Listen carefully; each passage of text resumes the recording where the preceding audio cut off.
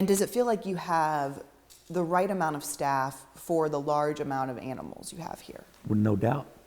Everything here's taken care of. All of the animals are taken care of every day? Every one of them. So overall, to this accusation of lack of staff, what is your response? That's just their opinion. I mean, it's kind of funny how they'll sit there and say, oh, well, look at this, it wasn't clean. Oh, look at that, it wasn't done. Oh, whose freaking job was it? Theirs. It was their job to clean that same exact cage that they wanted to take a picture of that wasn't clean. It was their responsibility. So their lack of doing their job, they want to point that finger back at me? Really? Because they're pathetic pieces of shit, that reflects back on me? I don't think so. I'm not going to pay somebody to stand around and look stupid all day. They did that well, but I got tired of paying it. So I fire them. I send them on their way. Or you get a volunteer that comes in here, and they may start out and they're doing 2, 3, 4, 5 days a week. They get certain privileges then. They may get to interact with a big cat. They may get to interact with monkeys, this or that.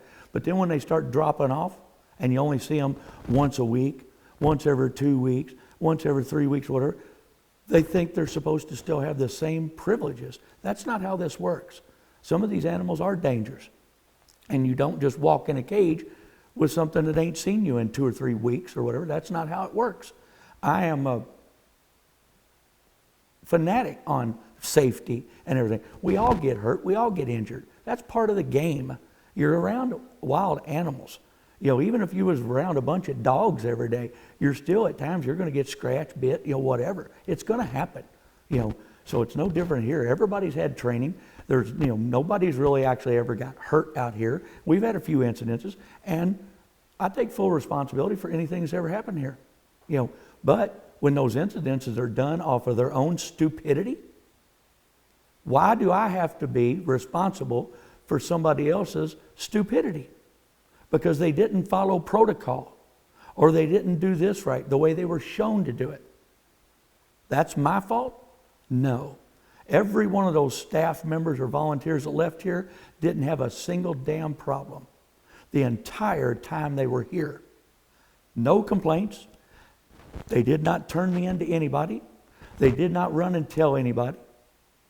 It's only when they were told no, when I stopped their interaction or this or that, or I'd run them off the property because they were a total dumbass, then and only then did they decide to form this hate group and try to badmouth me. I've got every bit of the proof on every one of them sorry pieces of shit that have reported to you.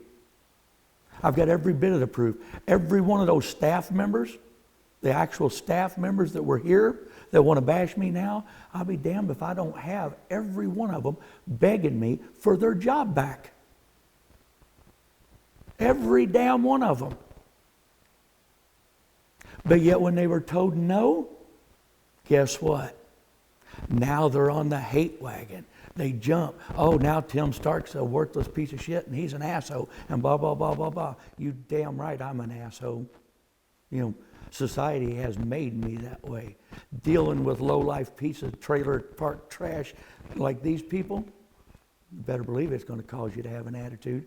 Like I said, they didn't have a problem when they were here. Some of them volunteered here for a year, 2 years, 5 years.